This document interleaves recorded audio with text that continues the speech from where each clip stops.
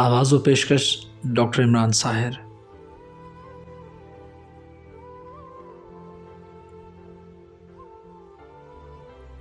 मैं लोगों से मुलाकातों के लम्हे याद रखता हूँ।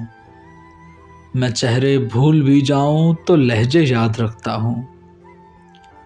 सरे महफिल निगाहें मुझ पे जिन लोगों की पड़ती हैं, निगाहों के मानी से वो चेहरे याद रखता हूँ।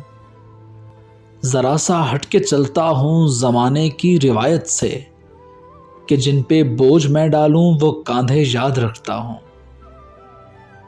मैं यूँ तो भूल जाता हूँ खराशें तल्ख बातों की, मगर जो ज़ख्म गहरे दें वो रवैये याद रखता हूँ। मैं लोगों से मुलाकातों के लम्हे याद रखता हूँ।